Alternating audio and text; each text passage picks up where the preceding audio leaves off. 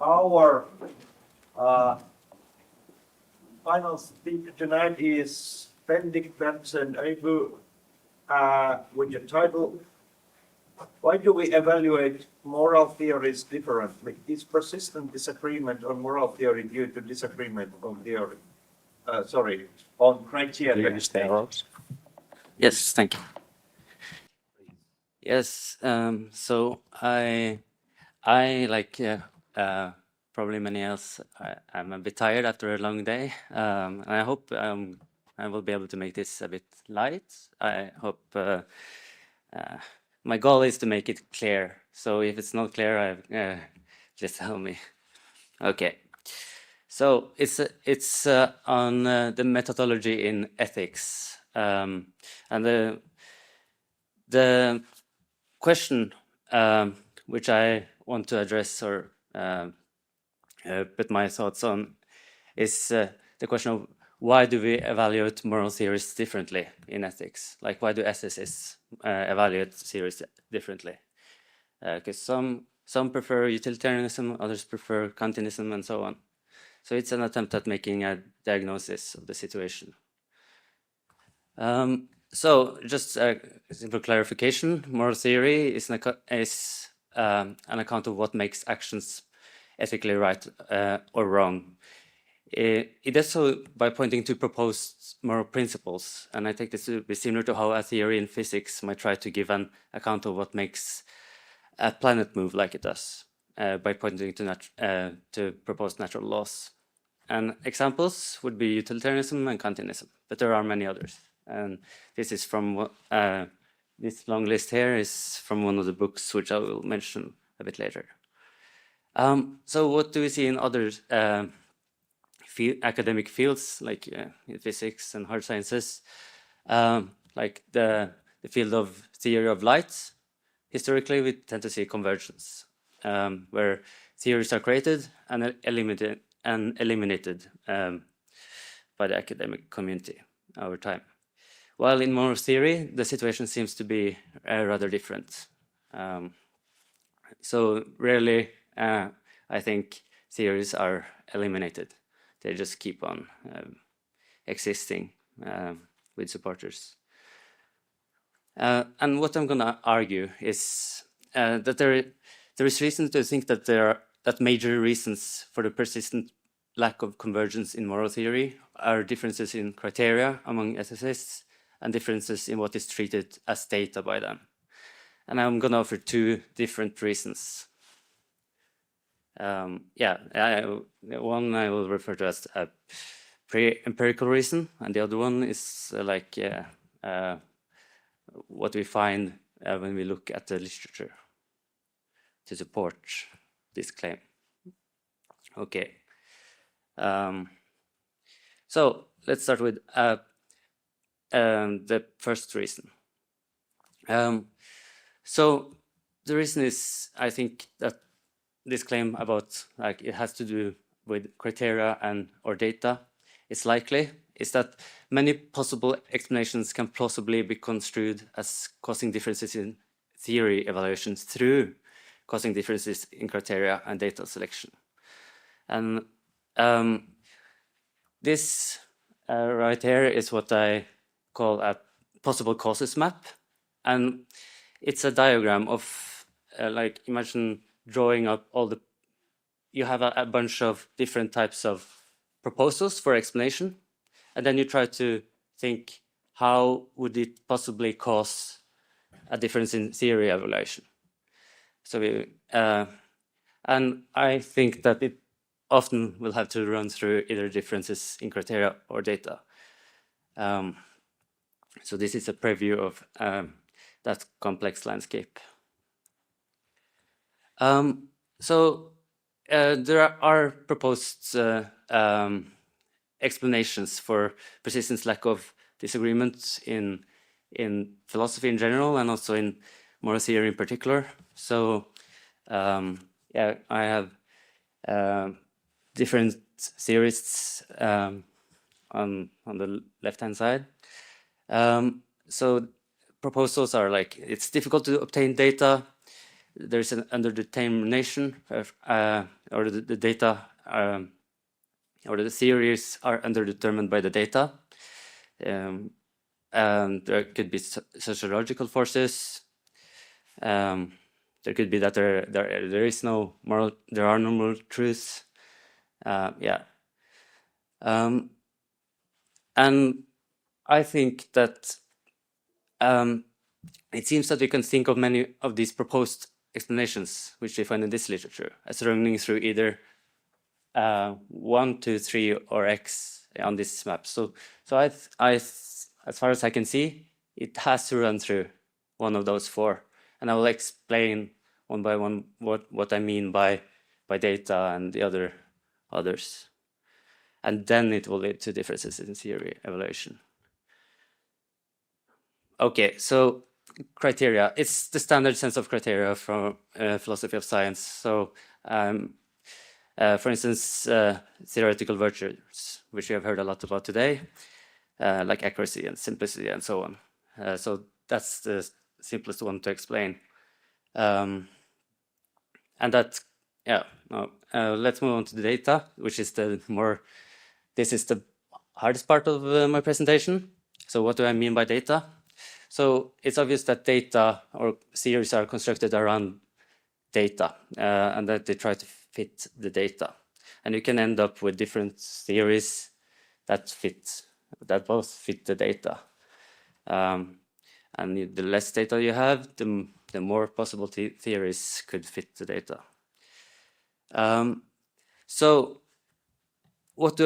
But my sense of data is a broad sense of data. So it might not be like the most,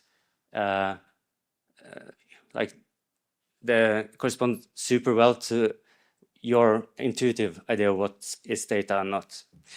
But this broad sense is inspired from Berntsen et al.'s use of the term data. They use it to talk about some sort of claims about what is fact. So they regard, for instance, the following claim as a type of data. Moral agents sometimes grasp or are duly placed to grasp moral reality. So that's a claim. And potentially very many types of claims could be data under this broad conception.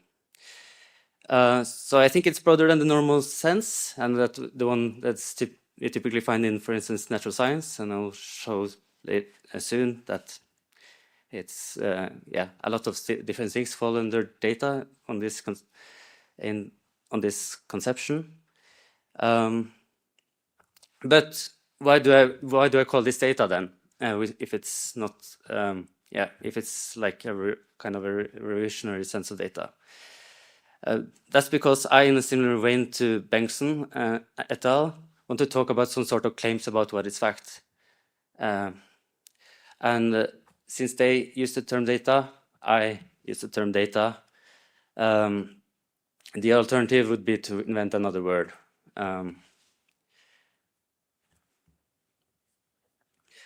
Okay, so Berntsen et al. Suggests that this is their theory of data, like what's their definition of data. So they suggest that data in philosophical domains are claims about what is fact, that there is good reason to believe, and that has a special status in the field.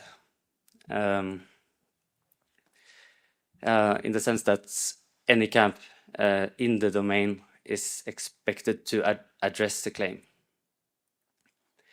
But my focus is not on what has or ought to have the status of data in a field as a whole, but instead what is treated as data by individual philosophers in their theory evaluations.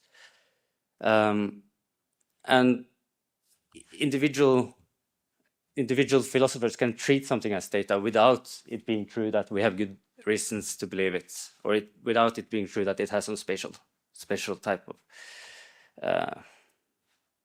status in the field. So that means that potentially any claim about what is fact could be treated as data. To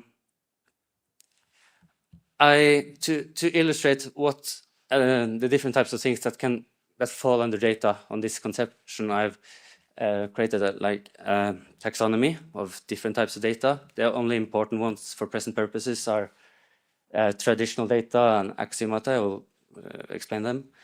And I call this to like separate it from like the standard sense of data. I call it extended data. So traditional data, that's what I think, usually think about when you think about data. And examples would be like experimental data or observational data in natural sciences, but also intuitive judgment about cases, for instance, in linguistics and in moral philosophy. Axiomata, this I think is important, and since it's not like the most natural things to think about when you think about data, we should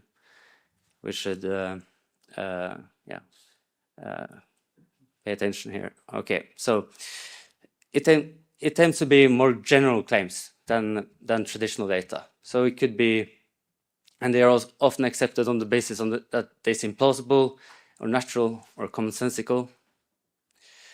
So I think actually there are examples of this type of data in different fields. In moral theory, it would be self-evident principles, and that would be an example. But also in logic, it could be like the non-contradiction principle. And natural science, the Einstein principle of locality. He thought that things could only affect each other's locally, which doesn't seem to be correct. But so these are all claims about what the world is like, which philosophers can treat as data.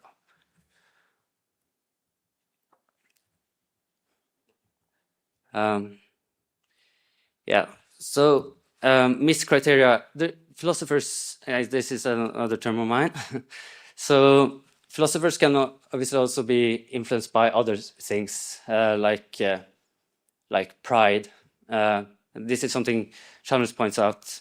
So they can be influenced by sociological forces, and this can be translated to some type of criteria-like thing, like how well does selecting theory T serve my interests?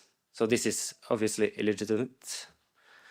And the last one down there, it's basically you can have different, like even if two philosophers have all the same, like they have all the same data and all the same criteria, and have no miscriteria, they could still disagree about whether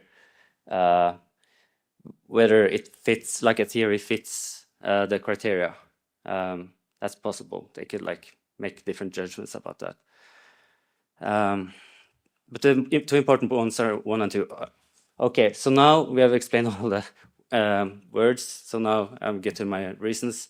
So I think that these these examples from the literature of proposed explanations, they can be thought to run through. Many of them can be thought to run through 1 or 2. For instance, through middle intermediate links. This is just an example, and this is a complex illustration of like if you try to trace it to run through different things. Many things I think can be taken to run through 1 and 2. So the bottom line for reason 1 is that it seems likely that it's due to criteria or data, because many paths will run through them. So reason 2 is easier to explain. So when we look at the literature, like on moral theory, what do we find? So we do find that they do indeed have differences in criteria. So here are 2 books, which by 2 different moral theorists, which where the project is very similar. They go through different theories one by one and evaluate them. And Tanche, he thinks that like a theory should match our intuitions or consider moral intuitions, and it should be, but we should also take simplicity into consideration. But it turns out that he puts significant emphasis on simplicity in practice. So all theories that are not relatively simple are eliminated. And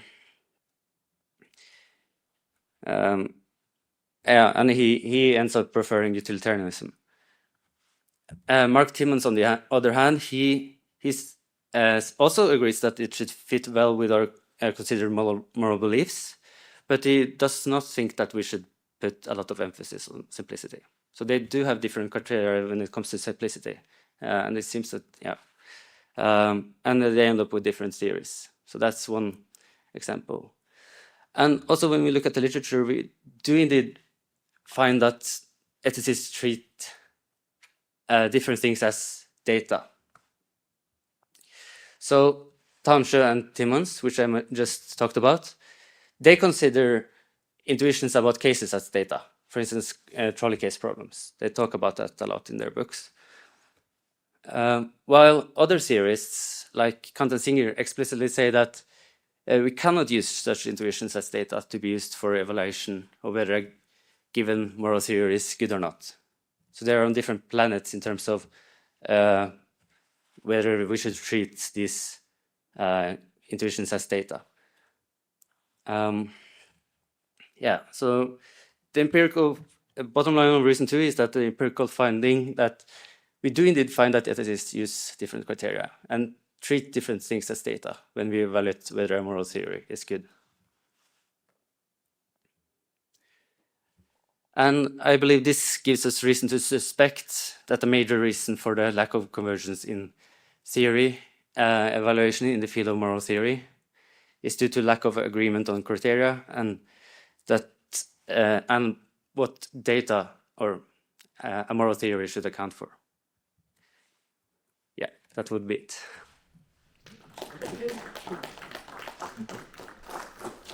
Thank you for your time. Thank you for your talk and excellent timing. We have something like eight minutes for discussion. First, My question is the next one.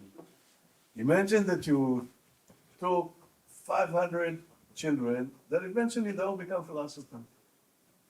And the age of 8. You do brain scans on all of them. And let's say that you use a lot of big data analysis to correlate between what kind of philosophers they become and their brain structure. And then you reach a stage where you can have, let's say, completely new people, you never seen them, you don't know anything about them, you just look at their brain and say, okay, this one is a pathological contrarian. This one I probably think is gonna be more holistic, or you can have a mother, she's got 4 kids. And she knows they're gonna be philosophers, and she can already know more or less if she's a philosopher herself. So what I'm trying to say is that, first of all, there's a more logical layer here that can actually determine, and I wouldn't be surprised if you get an accuracy of something like 70%. And you may even be able to go all the way to the genetic level and still discover interesting correlations between our preferred cerebral styles and certain types of DNA sequences and so on and so forth. So this is another, and as a naturalist, this is an interesting question. Yeah, but what is your question? What exactly is your question? So the question is, do you think that it is possible to predict by looking either at brain structure, genetic structure in the right way, by using deep data, at some point to reach a point where you can predict within 70% what kind of philosopher someone will become? Meaning, If I think it's possible? meaning the choices are not even social, or they're certainly not transcendental, that are, they really like this solution. Okay, so your thought is that you're proposing like an explanation for why one turns out to be a certain type of philosopher, which is based on like innate brain structure or DNA, and how that would fit into the picture. I'm just curious if you think that it's If it's possible. I've never given that much thought. I would imagine the world is not that deterministic as that. That's my just personal sense. It's a deconstructive statement. And by the way, I said it today again, because I remember Chalmers and Dennett, they have a huge disagreement, right? Completely opposite sides. And for years they've been arguing. After a while they started using the same arguments, and then I remember at some point Chalmers said, you know what, there's some very basic different inclusions here, and it's insurmountable. It's not even formalism. And this may be even different. I don't know if it's exactly the social one that he was talking about. But Yeah, do you take the thought that things are determinate, or that our fates as philosophers are determined to be an intuition? Or so, you know, not 100%, but you could make pretty good predictions, in my opinion. okay, yeah, I don't have a strong opinion on it, but it's it could turn out either way, I suppose. Like, yeah, I see how it could be so. Professor Beatty. Yeah, actually, it sort of relates to that question, I guess. So I'm sort of wondering whether, so I think there's something, I kind of want to agree with something that was just said. So there's something about there's a certain kind of intellectual style, right, that one can have, which I'm sure in many cases is indeed deeply rooted in one's upbringing or whatever. That is maybe determinism too strong a word, but is going to strongly influence the kind of moral theory or philosophical theory. Yeah. And I suppose my question is, do you want to agree with what I just said? And if you do, are you thinking of that, those much more broad sort of like, you know, intellectual style sort of type things, are you thinking of that as somehow fitting into your sort of criteria data thing, or is that going to be kind of like one of the... Yeah, so I suppose I would place it as miscriteria, as some sort of miscriteria, because it's like an external, not non-rationally based influence, or so. Yeah, that's one of my initial thought. So if it's just you're not basing it on data or valid criteria, then by default I think it's placed like in these criteria. I think that's going to make it most more sense to us to be extremely rational. Yeah, that might be. So maybe miscriteria is a bigger explanation than what my hypothesis suggests. That might turn out to be the case. Wow. Yeah, thanks.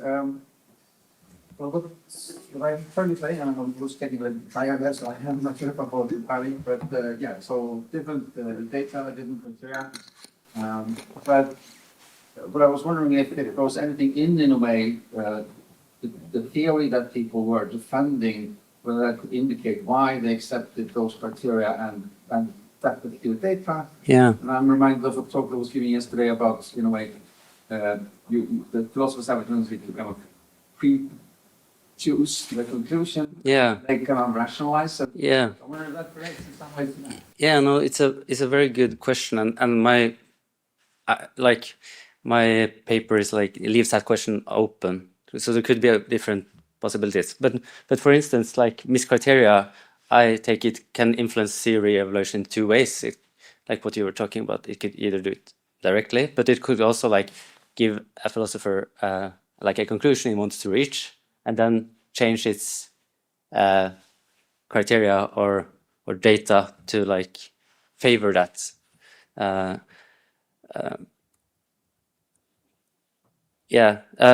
But the general thing is that, yeah, I leave open like which of these deeper explanations might be the cause of criteria or differences in criteria or data.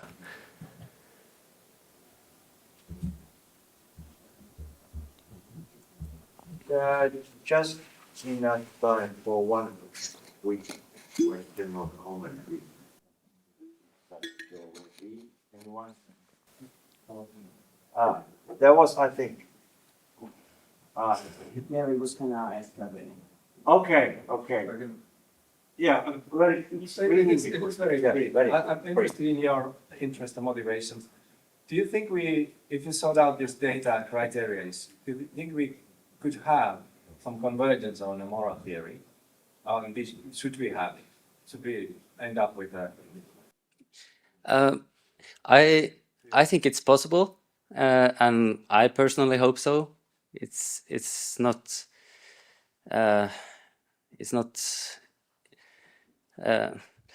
like so this motivates the entire project. So why this thing matters? My hope is that if we realize that many theoretical disagreements arise from differences in criteria and what is treated as data, ethicists can work on scrutinizing their evaluation practices and have a conversation about what is appropriate to treat as data and how much emphasis it is appropriate to place on different criteria.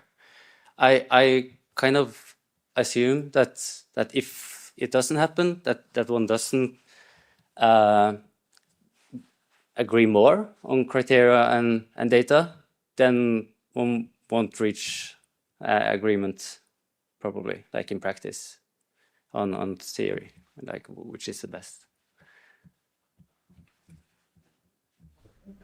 Thank you again. So, everyone will